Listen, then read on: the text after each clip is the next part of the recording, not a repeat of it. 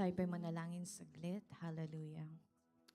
Panginoon, maraming salamat po sa iyong biyaya ngayong araw na ito, sa biyaya ng iyong pag-ibig, kalakasan, biyaya ng iyong mga salita, biyaya ng iyong presensya, lalo higit yung aming pong puso, hallelujah, na punong-puno ng kaligayahan, punong-puno ng pag-asa, punong-puno ng mabubuting bagay. Ang naiisip namin, Lord, ay yung pawang kabutihan mo. Ang nakikita namin sa bawat yugto ng aming buhay ay ang maganda mong plano para sa bawat isa sa amin. At ngayong hapon, taglay namin ang kapangyarihan ng banal na Santong Espiritu. Kaya kami nakakatayo, kaya kami ay nadadirect ng iyong mga salita at nagagawa namin ang iyong mabuting kalooban. Salamat po sa buhay ng bawat isa. Nakasama namin ngayon na nagpupuri, nagpapasalamat, at dalangin namin, hallelujah, na anumang marinig namin, anumang mapag-usapan namin ngayon, ay magbigay kalwalhatian sa iyong pangalan. To God be all the glory. We love you, Jesus. We thank you, Lord. And this we pray in Jesus' name. Amen and amen. Kamay ka muna ng 3 tao. Sabihin mo, I thank God for your life. Amen. Masaya po ba tayo?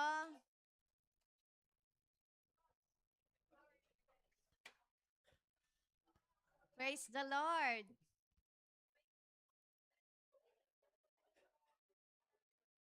Hallelujah. Praise God. Ayan. Sino po dito yung dating mamamatay ng Sino dito dati murderer siya? Noon, murderer. 'Di ba?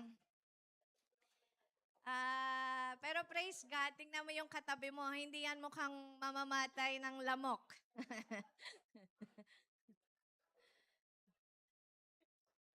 Hallelujah. Praise the Lord. Alam niyo po ba na once we were in darkness, sabi po ng salita ng Diyos, kahit na sabihin mong hindi ka gumagawa ng kasalanan, sabi mo pa nun, hindi naman, wala akong kasalanan dyan. Yeah? Madalas nating maging katwiran yon. O kaya sabihin, hindi naman ako gumagawa ng masama. Yan, mga dati nating mga katwiran. Pag may katwiran, pinaglalaban mo yon, di ba? Pero sa katotohanan po pala ng salita ng Diyos, once tayo ay naging murderer din. Amen. Naging kabahagi tayo o naging tagagawa tayo ng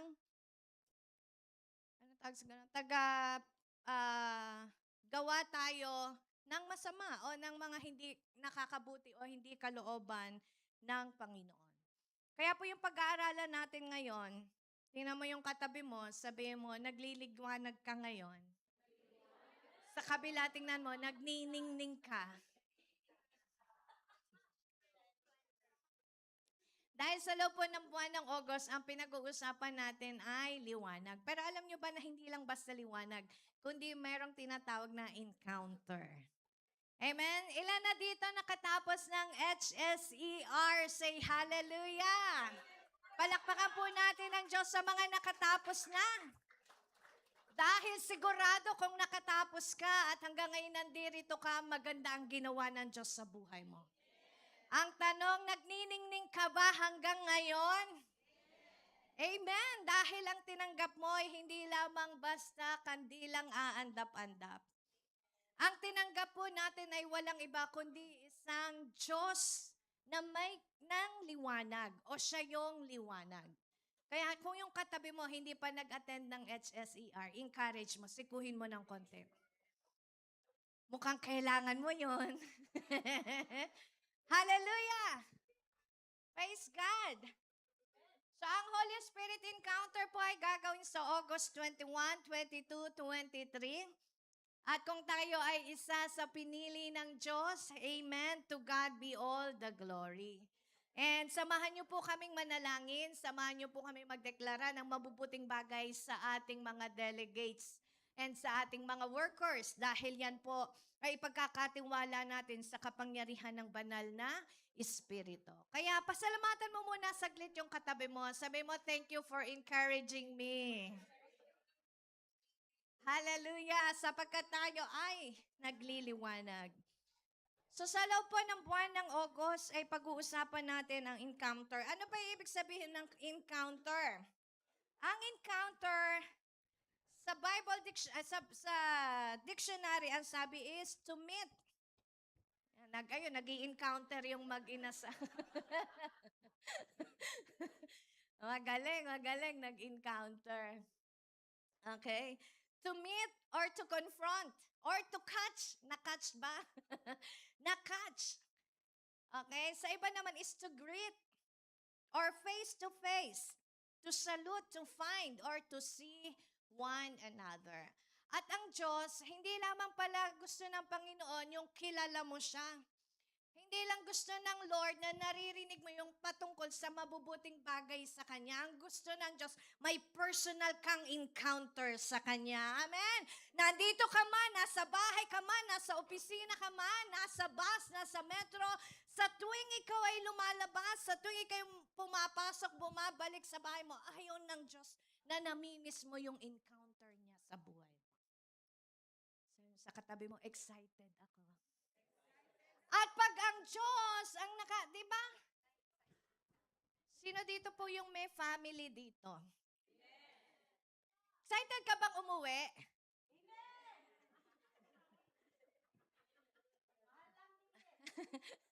Excited kang umuwi sa bahay? Bakit?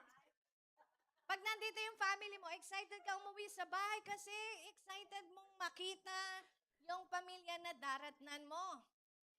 Pero magkaaway kayo, hindi ka excited. Bahala ka dyan, hindi ako uuwi. Sayon sa katabi mo, wag ganon.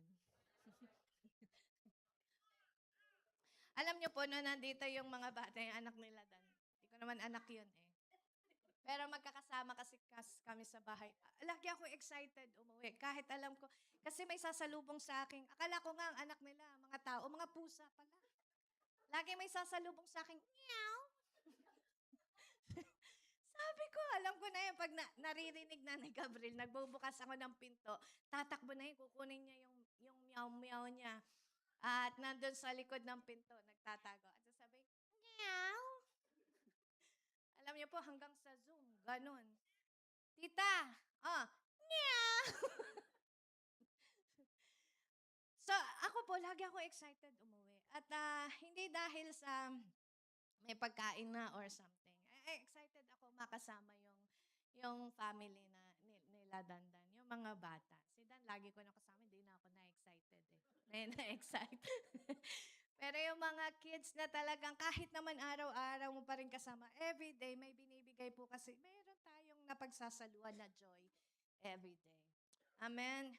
So alam niyo po, ang Diyos ganun din sa atin. Ang gusto niya, hindi ka lang umuuwi dahil alam mong nandun yung pangangailangan mo sa presence niya. Ang gusto ng Lord na excite tayo kasi you love His presence. Amen. Amen. Kaya sabi mo sa katabi mo, mananatili tayo sa presence ni Lord. Amen. Huwag ka lang bisita lang. Lord, pabisita. Hindi. Ang gusto ng Diyos, nananahan tayo. And when we encounter, amen, kapag na-meet mo kasi, na-encounter mo, naranasan mo, na-experience mo, dun mo malalaman, dun mo mapapatunayan na masarap pala sa presence ng Panginoon. Hawakan mo sa kamay yung katabi mo, sabi mo, masarap sa presence ni Lord. Huwag ka nang aalis. Sabi sa atin, walang uuwi ngayon nang hindi mo nararanasan ang tunay na presensya ng Lord. Amen? Amen! Yung bang tipong tuwing Sunday, sabi ko nga, Lord, bakit ba yung iba, para palang hindi rin tama na yung pagka-Sunday, doon ka magre-recharge. Hindi, dapat pala, bago pa mag-Sunday, excited ka na kasi alam mong na yung presence ng Lord, hindi naman nawala sa'yo. Amen. Ang maganda lang nga dito, pagka nandito tayo Sunday, talagang nakaka-focus ka. Nakikita mo talaga yung beauty ng Word of God. At kung titingnan po natin ang salita ng Diyos sa Acts 9, it is a parallel verse, yung pinag-aaralan natin na nasa Acts 22 and 26. Ito po yung kauna-unahang, kumbaga ito yung sa iba kasi is story na lang. Dahil nga, in-interview si Saul doon sa ibang chapter. Pero dito sa Acts 9, ito talaga yung kung saan ay dinetailed yung encounter ni Apostle Paul. Okay? Kaya pag-aaralan natin ngayong hapon is my encounter. Number 1, kapag ka nasa presence ng Lord or yung hinahanap-hanap ka ng Diyos, you encounter the Lord Himself. Amen? Ang sabi ng Acts 9, basahin nyo na lang po yung buong chapter. Ipapakita ko lang dito yung Acts 9, 5 and 6. Okay, ito yung kwento na si Saul habang napunta siya doon. Kwento ko na nga. Si Saul nga po kasi nga he's a Jew at nagplano sila na yung mga nananampalataya sa Panginoong Jesus, lahat hahanapin at dadalhin sa prison. Sa Jebel Ali prison. Jebel Ali free zone. Sa prison, sa imprisonment. Huhulihin at ipapakulong at papatayin. Yan ang plinano noon nila Saul. Kasi nga ayaw nilang manampalataya sa muling pagkabuhay ng Panginoong Hesukristo. And along the way, nabigyan po siya ng letter na, sige, patayin mo ang lahat ng makikita mong nananampalataya sa Panginoong Hesukristo. Dala-dala niya. At habang papunta siya doon sa Damascus, naharang siya. Yan, dito siya na-encounter. Amen. Dala-dala niya yung letter na yon, pero doon siya niyakap ng Diyos. Alam niyo ba na ang encounter ay pagyakap ng Diyos? Akala lang natin yan ay,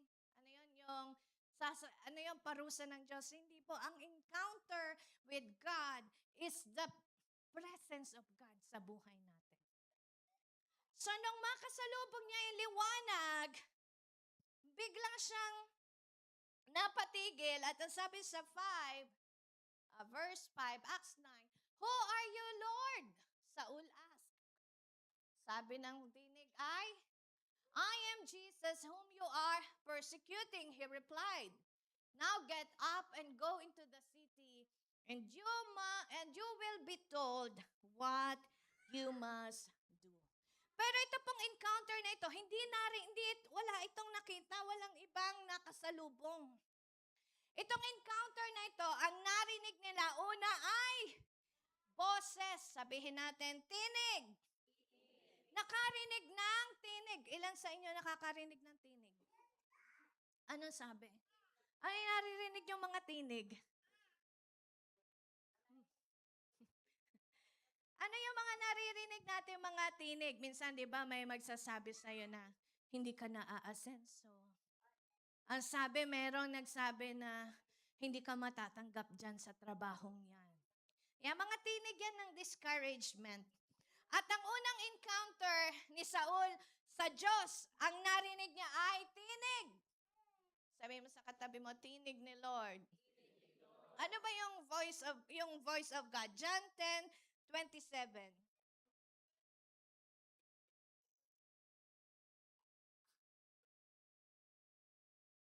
Okay, 1, 2, 3.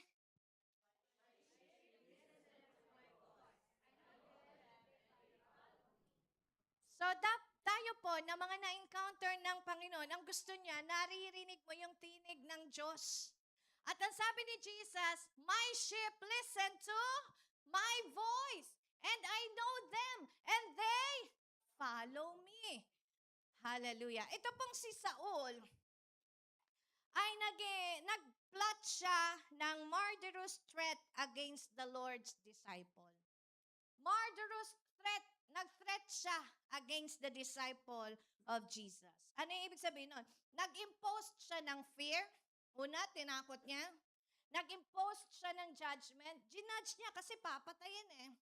Nag-impose siya ng mga maling pag-iisip sa disciple ng Panginoong Jesus. And kapag pala ganyan, ang ating kaisipan at ang ating buhay, we are like also Saul. Ano yon? Nag-i-impose ka ng fear, nag-i-impose ka na agad ng judgment, and nag-iisip ka ng masama o mali about the disciple of the Lord. Sabihin mo sa katabi mo, huwag tayong mag-iisip against others. Amen. Amen po ba?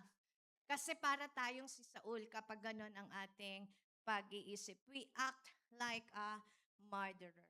Para daw, so that if he found any there who belongs to the way, whether men or women, he might take them as a prisoner to Jerusalem. At alam niyo po ba kapag ka-prisoner, anong ginagawa? Pine-persecute sila, tinotorture, kinukulong, at inaalisan ng karapatang mabuhay. Sino dito yung nakulong na ng mahabang panahon? Minsan akala mo nasa labas ka pero sa totoo lang nakakulong ka. Nakakulong ka ng sa iyong nakaraan? Nakakulong ka sa mga sakit na iyong dinanas? Sabi mo, hindi na ako uulit kasi ayoko nang masaktang muli. Nakakulong ka sa mga maling idea o konsepto ng mundo. Amen? Naano ka, nai-imprison ka ng mga maling character, ng mga maling attitude. So yan po ay parang ganyan din tayo. We believers who choose to live godly lives will face opposition. Alam nyo ba na tayo na kapag pinili mo na mabuhay para sa Diyos, hindi ka exempted sa mga persecutor. Hindi ka exempted sa mga opposition. Amen.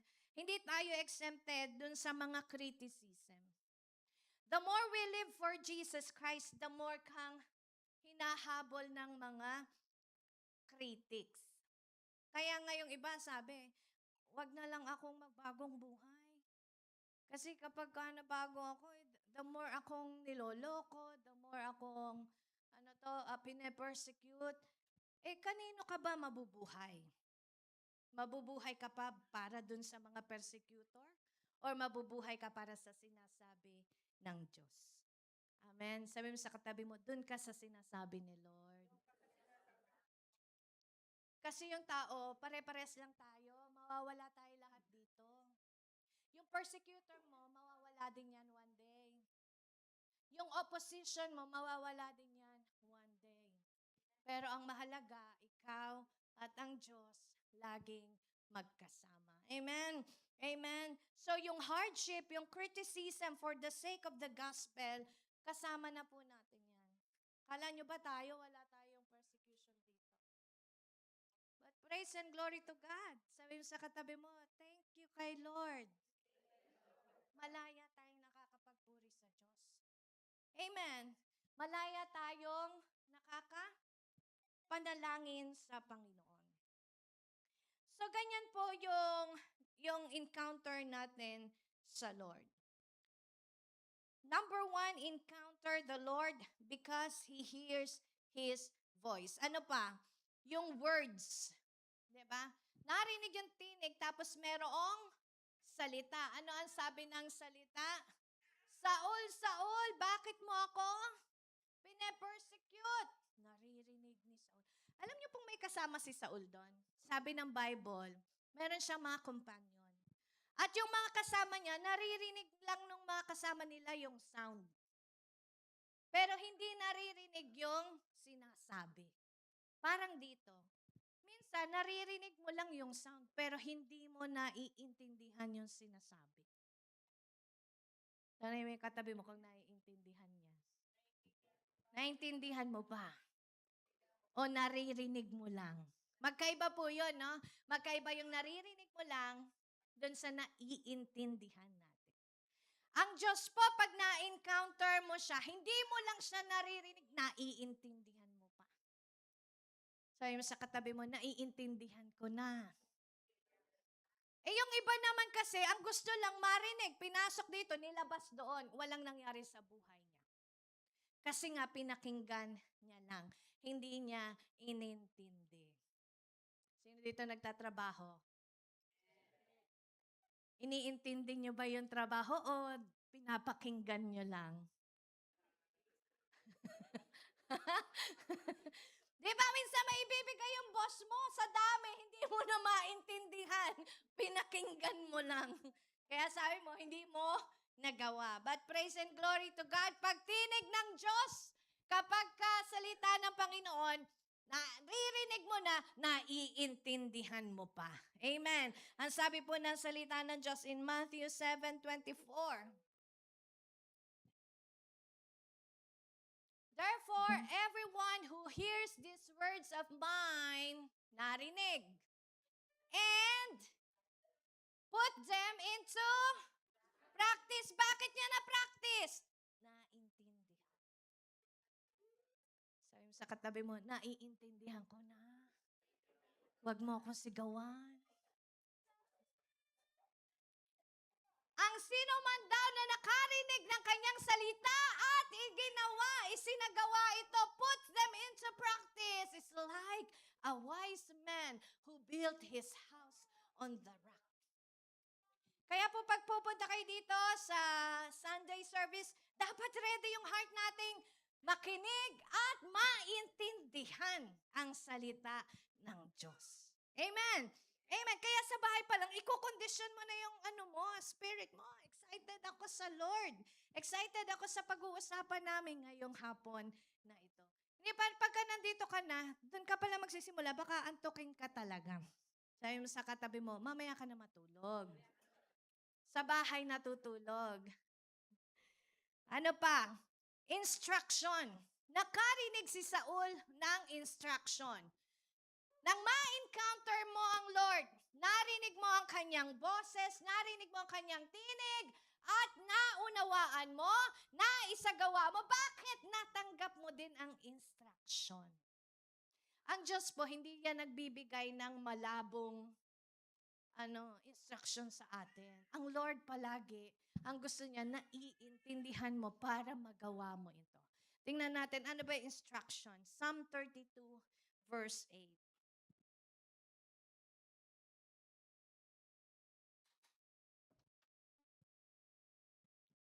Okay, 1, 2, 3.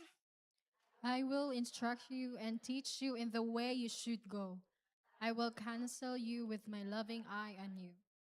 Ang pinaka-sweet siguro sa lahat, walang iba kundi ang Lord. Ang sweet ng Lord, di ba? I will counsel you with my loving eye. Ano yung loving eye? Parang yung mga bata, di ba? Beautiful eyes. Pretty eyes muna, pretty eyes. Paano yung Gracia? Pretty eyes. Happy birthday, Gracia. Amen. Sabi ng Diyos, sabi niya, personally, gusto kanyang bigyan ng instruction, gusto ko niyang turuan sa way na yung lalakarin. And I will counsel you with my loving eye. Bakit kaya loving pagka sinabing counsel? Kasi dito na maraming nasasaktan pagdating sa pagtutuwid ng Diyos. Pagdating doon sa itatama tayo ng Lord, marami po ditong nasasaktan. Kaya sabi ng Diyos, ika-counsel kita, itutuwid kita, ibibigay ko ang tama, gagawin mo ng may pag-ibig. Yung iba kasi, nagtutuwid nga pero galit. Bakit? Kasi nga, ang tigas ng ulo natin. Sabi mo, noon yon. Ngayon, nakikinig na tayo. Amen? Sino ang nagsasalita? Ang Diyos. Ang gusto niya sa encounter natin with Him ay maturuan tayo the way that we should go. Noong isang araw, pinag-uusapan namin yung kantang, I did it my way. May curse pala yan, yung song na yun. Kasi sa inuman daw, nagbabarilan. Nagpapatay. Kasi nga, I did it on my way. Kasi anong sabi ng kanta? Kaya alam niyo po tayo mga Kristiyano, iniiwas tayo ng Diyos. Inaalis ka ng Diyos sa mga worldly. Tandaan niyo po ito. Kasi meron tayo unknowingly, yung mga kinakanta natin sa worldly, curse pala na inilalagay mo sa buhay mo. Sabi nung song, ano yung kanta? Ano yung una? Sabi doon ay, and now, the end is near. Pinuputol mo na. Diba? The end is near.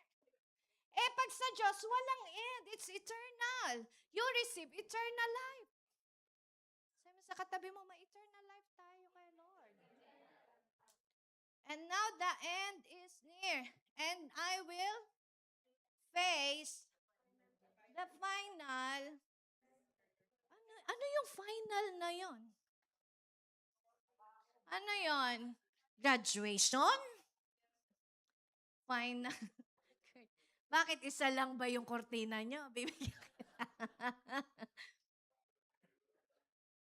Yung pang eternal flame. Ano sabi doon sa kanta? Close your eyes. Give me your hand. Darling, don't you feel my heart beating? Do you understand? Do you feel the same? Ano yan? It is burning. Eternal flame. Gusto nyo ba doon? Eternal flame. So unknowingly, may mga inaawit tayo na hindi pala dapat. Kaya alam nyo po, pag binibigyan tayo ng pagtutuwid ng Diyos, tanggapin natin. Kasi pag-ibig ng Diyos yun. So kung inaalis ka ng Diyos sa mga worldly things, ipagpasalamat mo. Huwag kang manatili doon. Kasi you do not belong to that. Okay, so when we encounter the Lord, we encounter Him with voice, with words, and with instruction. Amen? Pangalawa, when we encounter God, we encounter the disciple. Ayan. We encounter the disciple of Jesus. So, Acts 9, 10 to 16. Dito sinabi ng Panginoong Jesus ko anong gagawin ni Saul. Ang sabi niya, bumangon ka, tumayo ka at pumunta ka doon sa lugar ng Damascus. At ang sabi, mayroon siyang papupuntahin doon, disciple, taga JCTD Dubai. Ano yung katabi mo? Disciple ka ba? Yan natin.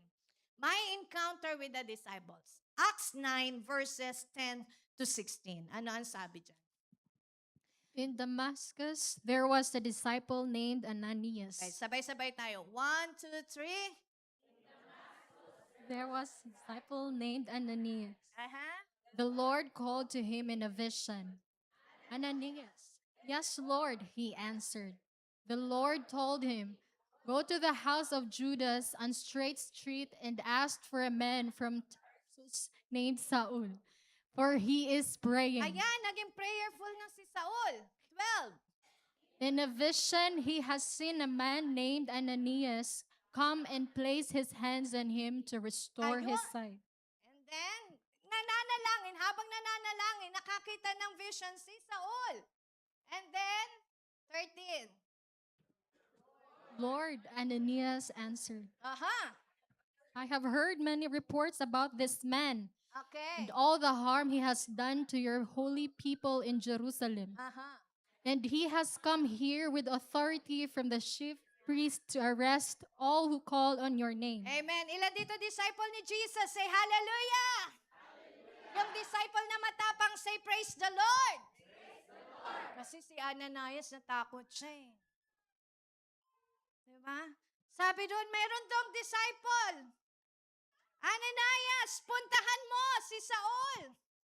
Eh Lord, ba't ko pupuntahan yun? Nakaplano kaming patayin nun.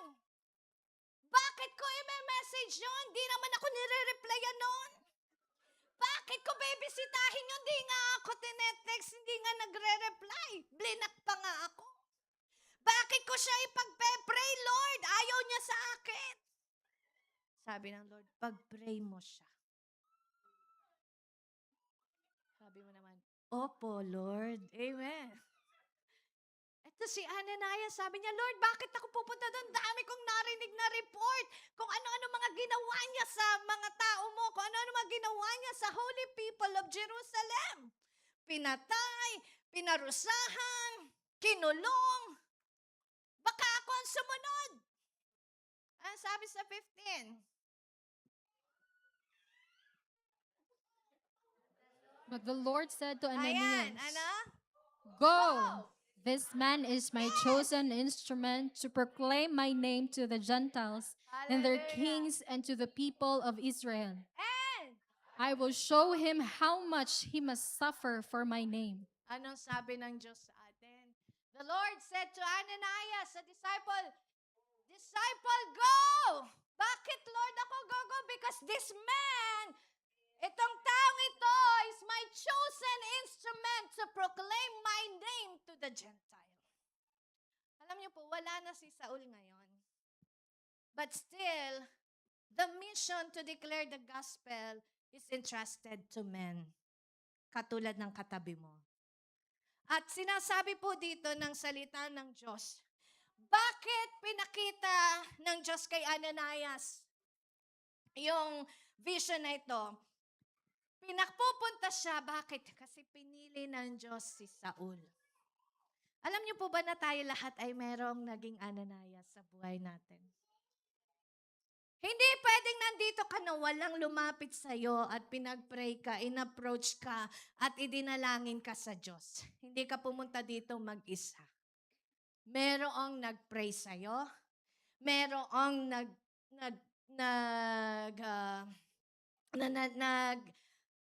nag-message sa'yo, nag-follow up sa'yo. Bakit? Inutusan yun ng Diyos. Kung yun yung katabi mo, sabi mo sa katabi mo, salamat, sumunod ka kay Lord. Lahat tayo, amen. Kung katabi mo yung discipler mo, sabi mo, salamat, discipler. Sumunod ka kay Lord. Inintindi mo ako kahit binablock kita. Kahit tinataguan kita, hindi ka nagsawang manalangin. Bakit inutusan ng Diyos yan? Sumunod lang. Ngayon, it's our turn. It's our turn to obey God. Amen? Amen. Kung may Ananias na nanalangin sa atin, now it's our turn to respond sa tawag ng Diyos. Tingnan po natin, ano sabi sa 16? I will show him how much he suffered. So in this scenario, na-encounter natin ang disciple ng Panginoong Jesus. So may tatlo pong challenge dito si Ananias. First, meron siyang vision. Sinabi ng Panginoon sa vision kay Ananias, napuntahan si Saul. Pero though may vision, si Ananias ay may hesitation. Alam mo ba, naging hesitant pa yung katabi mo bago ka i-message niyan? Diba lahat? May message ko ba to? Tatawagan ko ba to? Pagpe-pray ko ba to? Lahat yan nagkaroon ng hesitation. Ananias knows that Saul is an enemy who persecuted believers. Pero anong ginawa ng Diyos kay Ananias? Ni-reassured niya na si Saul ay chosen instrument. Kaya yung Ananias natin, in-rest assure yun ng Diyos na tayo ay chosen instrument ng Lord. Amen? Amen. Kaya sabi mo sa katabi mo, I really thank God for your life. Amen. And ano nangyari? Number 3, meron na siyang restoration. Saul, nung nilay hands siya ni Ananias, he received sight. He received the restoration. And you know, one of the sweetest thing also here, he calls him brother. Kaya kapag tinatawag kang sister, Yan yung terms of endearment natin. I love you, sister. I love you, brother. Shalom, shalom, bro. Shalom, shalom. Amen. And nagpabautismo si Saul. In our Christian walk with God, there will always be an Ananias sa ating buhay. Alam mo yung tipong nanghihina ka na maya-maya may ipadadala ang Diyos sa'yo. Amen? Para ipanalangin ka. Apart from all of us are being filled with the Holy Spirit in our personal life, gusto din ng Diyos na sa lakad mo, you are with someone who are also filled with the Holy Ghost. Amen? Amen. Kaya sabihin natin, thank you for your life. Sa katabi mo. Remember, Saul is a new convert. Paano po, Pastora? Ayaw na mag-reply. Ayaw na mag-response. Ayaw na nga pong sagutin yung tawag ko. Ayaw nang magpakita sa akin. Once you have done your part, okay na po yun. Amen. Ang mahalaga, huwag kang tumigil manalangin. Kasi iba yung nawala sa nagwawala. Diba? Iba yung ilang beses mo nang tinawagan, sinabihan, kinausap, pero ganun pa rin yung kanilang ginagawa. Hindi ho tayo magbabago ng kanilang buhay. What we can do is to pray for them. Baka mamaya, pag kinausap mo, lalo pa kayong mag-away. Lalong nawala. Leave them. Hindi para pabayaan mo lang sila ng gusto nilang gawin. But do not leave them without a prayer. The best thing, alam niyo po, natutunan ko, one of the mighty weapon na mga Ananias. Ilan dito ang mga Ananias? May mga disciple. Ilan dito disciple ni Jesus? The best weapon is to pray for them. Kasi kapag ikaw intercessor, you continuously declare the good things. Pero pag yan kinausap mo na, mamaya baka nagre-release ka na, hindi ka makikinig talaga, ha? Hindi ka nakikinig talaga. Baka mamaya lalo kayo nag-aaway. Pero in your prayer, iniiyak mo siya sa Lord eh. Kanina habang naawit tayo ng baguhin mo ang buhay ko. Ito ay yung iyo. Sabi ko, Lord, thank you kasi hindi talaga kami yung magbabago ng buhay ng tao. Unless that person say, sumasayaw na nga, sa galak tumatawa, nananabik na makita, muli mong pagbisita, Panginoong Jesus. Ano sabi? Unless that person say to Jesus, Panginoong Jesus, malayang-malaya kang baguhin mo ang buhay ko. Ako'y iyong iyo. Unless that person say that, kahit anong galing ng discipler, kahit anong galing ng preacher, unless that person did not decide, pero hindi ho nawawala ng kabuluhan na ginagawa ng mga disciple. Hindi yan nawawala ng kabuluhan sa Diyos. Kaya nga lang, hindi ho natin hawak ang buhay nila. Ang Diyos pa rin. Sa Diyos at sa Diyos pa rin. Kasi baka pag nabago natin yung buhay nila, ako nagpabago dyan. Ako nag-pray dyan. Ako. O di ikaw. Wala naman maagaw. Hindi, tayo lahat ng ginagawa natin, to God be all the glory. Nagagawa mo yan dahil may banal na espiritu na nagpapalakas sa atin.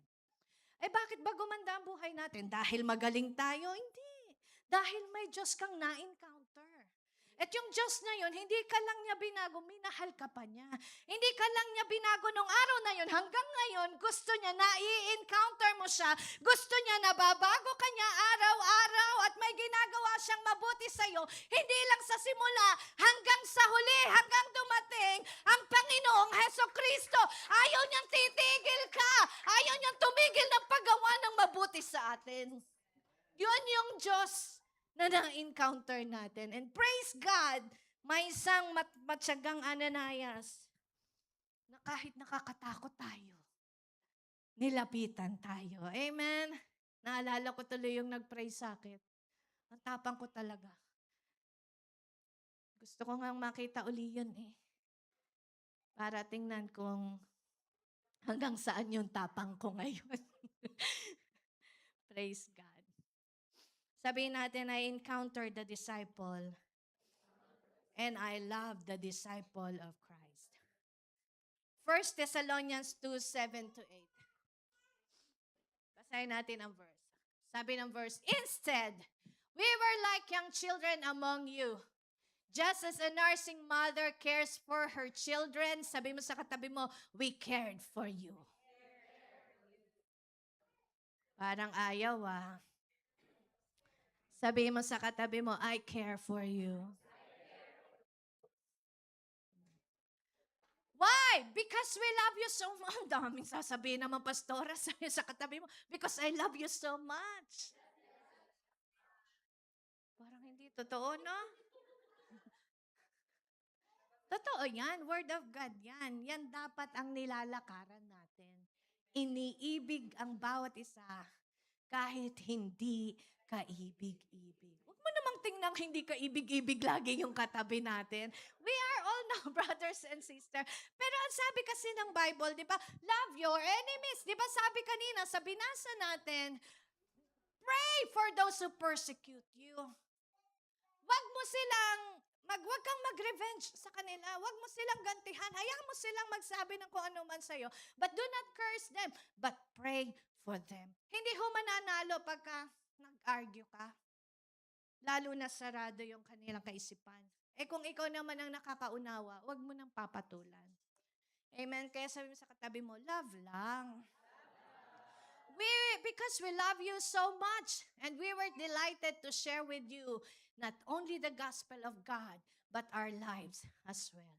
Alam niyo po, sa panambahan, sa body of Christ, hindi lamang dito pinag-uusapan yung salita ng Diyos. Ang sinishare po dito, buhay.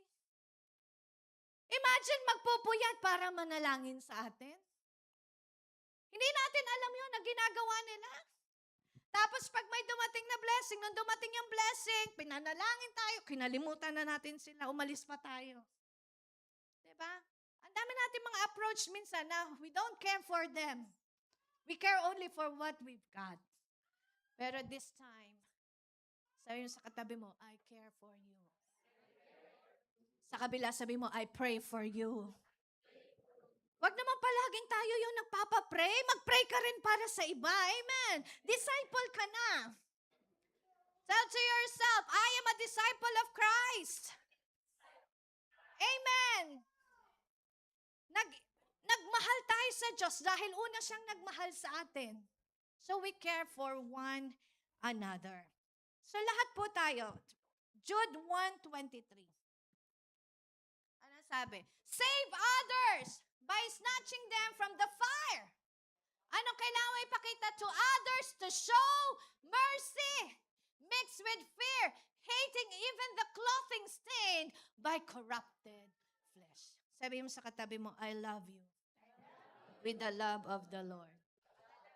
And last, number 3, the encounter that Saul has experienced. The third one, he encountered the new man. Si Saul na-encounter na niya yung new man, yung new me, new you, new self. Amen? Ang sabi po ng Acts 9:17-21. Then Ananias went to the house. Ayan na, pumasok na si Ananias. At anong ginawa? Nilay hands niya. Hindi naman makakagawa na masama yun. Alam niyo kung bakit? Bulag siya noong panahon na yun. Hindi niya nga alam na kung saan nakapwesto si Saul. Ay, si Ananias. Bulag. Pero nakita na niya na may darating na disciple na maglelay hands sa kanya. Nakita na ni Saul sa vision. Both of them, Saul and Ananias, received the vision. Then, Ananias went to the house and entered it, dahan-dahan, at nilay hands niya si Saul at ang sabi, brother, dating murderer, tatawagin mo ngayong brother. Dati sinisiraan ka, sabi mo ngayon, sister. The Lord Jesus, who appeared to you on the road as you were coming here, has sent me so that you may see again and be filled with the Holy Spirit. And immediately, something like scales fell from the Saul eyes and he could see again. He got up and was baptized. Kung pwede lang na, pwedeng ganun yung gawin ni Saul eh. Bakit ba ako binulag ng ano yun nung makakita siya? Pero hindi. Bakit? Na-encounter niya ang Diyos. Next verse. And after taking some food, yan, nakakain na siya. Kasi 3 araw siyang hindi kumain. Saul regained his strength and he spent several days with the disciple in Damascus. And at once, he began to preach. Grabe. Immediately, nagsimula na siyang mag-share ng gospel ng Diyos. Amen? All those who heard him were astonished and asked, ito ba yung tao kung saan sa Jerusalem ay nagsabi na papatayin ang mga naniniwala sa Diyos? And hasn't he come here to take them as prisoners to the chief priest? Ayan. Pero yun po ang katotohanan. Yes. Yung dating murderer, ngayon naging sharer ng gospel. Naging preacher ng good news. Why? Because he also encountered the new self, the new man, the new him, the new you, and the new me. Sabi mo sa katabi mo, you are chosen to share the good news.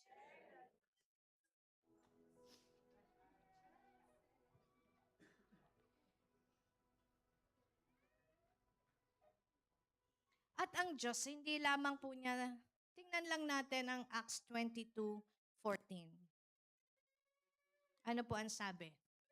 Then he said, the God of our ancestors has chosen you to know His will and to see the righteous one, to hear words from His mouth. Alam niyo po, hindi lang tayo pinili ng Diyos para baguhin tayo, bigyan ng magandang buhay, mag-share ng ganyang gospel.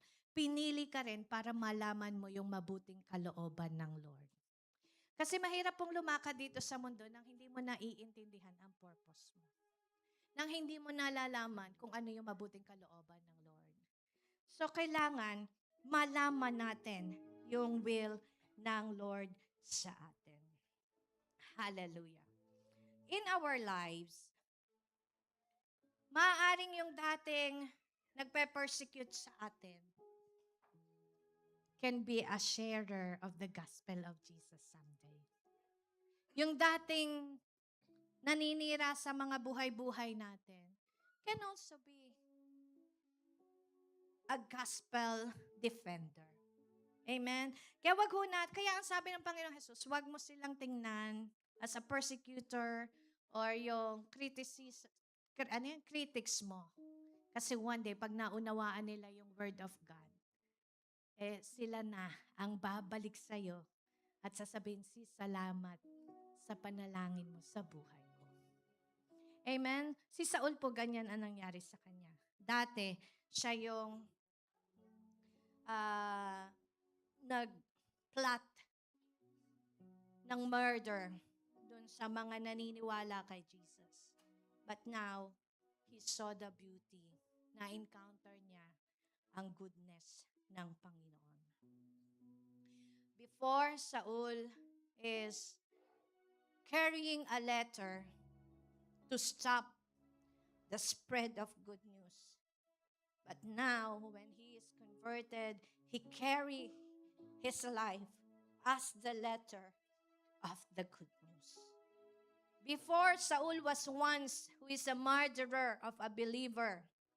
But right after he encountered God, he is the converter of those who do not believe. Before, Saul, he wants to those who believe in the gospel to get chained and imprisoned. But now, after the encounter, si Saul po ang na-chained Saul lang na imprison. Pero yung gospel, kahit nasa kulungan siya, ay hindi na chained, hindi na imprisoned. That's the beauty of those who encounter God. Encountering the Lord, encountering the disciples, and encountering the new you. So kaya po tayo lahat, when we encounter God, meron talaga tayong ginagawa para sa Panginoon. And maaari, marami tayong naranasan in our walk. In our walk, nung una mong ma-encounter si Lord, sabi mo, grabe, ang sarap sa presence ni Lord. But during your walk, you encounter criticism, you encounter persecution. Sometimes kung sino pa yung inaasahan mo na tutulong sa'yo, sila pa din yung sa kanila maririnig yung mga words na hindi mo talaga maasahan. Pero na hindi mo ina-expect. Pero sinasabi po ng Lord, it is the Lord who is walking with us. It is the Lord who lives in us.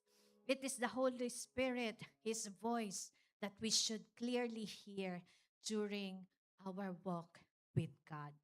So in our lives, mahalaga po na naririnig natin yung tunay na tinig ng ating Panginoon. So the encounter of Saul with Paul after that gives him an experience of listening clearly to his voice and telling him the truth and exposing of the truth of what he is doing. Kapag po na-encounter natin ng Diyos, naiintindihan natin, naririnig natin ang kanyang salita, at nakikita natin kung ano ba yung dapat nating gawin at yung gustong ipagawa ng Diyos sa atin. Kaya ngayon, in this time of moment of encounter, pray to God. Nasaktan ba tayo? Kasi madalas, yun ang prayer natin Lord, nasaktan ako Pero minsan, unknowingly, nakakasakit din po tayo. Nagiging persecutor din tayo ng ibang tao. Nagiging critics din tayo ng iba. Nagiging, pain sa buhay ng iba. Pero it shouldn't stop the very will and purpose ng Lord sa buhay natin. Kasi there is always the presence of the Holy Spirit that will empower us and make us new every morning. Tayo pong lahat ay magsitayo. And this afternoon, nang ma-encounter ni Saul ang tinig ng Diyos, only Saul can hear the voice of God. Yung mga companion niya, hindi niya to narinig.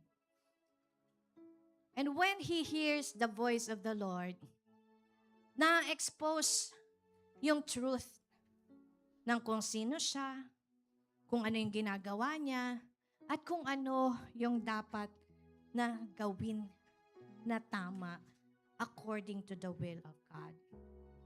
Nang ma-encounter ni Saul ang Lord, he was totally emptied.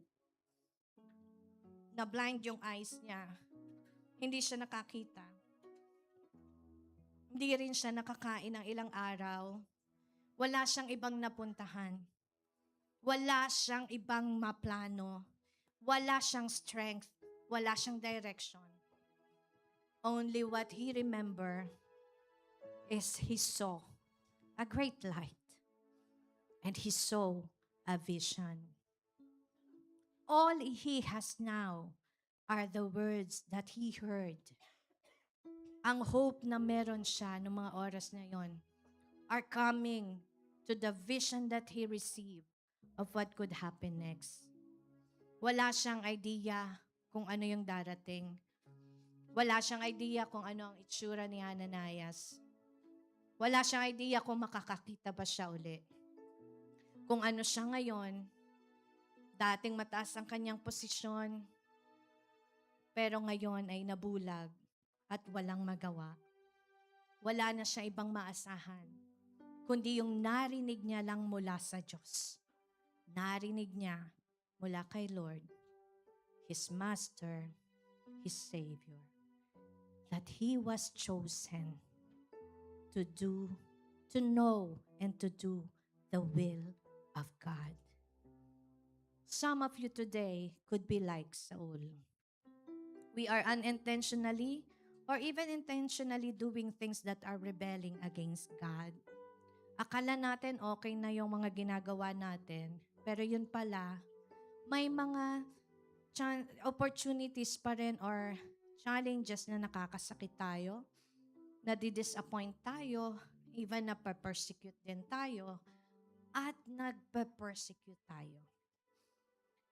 Sa Panginoong Jesus, ano man ang ginawa natin sa iba, ay ginagawa natin sa Kanya. But today, the Lord doesn't want us to remain in this kind of guilt. Ang gusto niya makalaya tayo sa anumang mga namaling gawain natin. Ang gusto niya ma-encounter mo yung kanyang pag-ibig upang maitama ang mga bagay na nais niya sa atin. And the word of the Lord says, if you hear His voice, I pray this afternoon that if you hear His voice, do not harden your heart. The words of Jesus are always clear to those who understand at sa mga taong intended niya na kausapin. Again, yung mga companion ni Saul, sounds lang ang narinig. Pero si Saul, tinig, salita at instruction ang kanyang narinig. I pray today that you are able to hear the very voice of God. Masarap pong ma-encounter ang Diyos at masarap din na manatili sa presensya niya. And I pray that you may encounter Him again, not to feel the condemnation, but to feel and experience His love again. May the move of God and what had happened in your first encounter you had be more extensive to your encounter this afternoon. If you want His presence to encounter again, just simply say, Jesus, I love to encounter your presence once again. Just say, Jesus, can you do it again for me? Holy Spirit, let's do this again. Let me experience that encounter. The encounter that I had. The first time. The first love that we've met. May you encounter us again, O Lord, so that I may be revived. I may be restored. So that I may regain strength and I may see again. I might have been blinded of my previous characters and attitudes, but your words are always there to comfort me, to correct me, to counsel me with your loving eyes. When you hear the voice of the Lord this afternoon, when you feel the touch of God, do not harden your heart. And if you want to come to the altar, come to the altar. The altar is open for you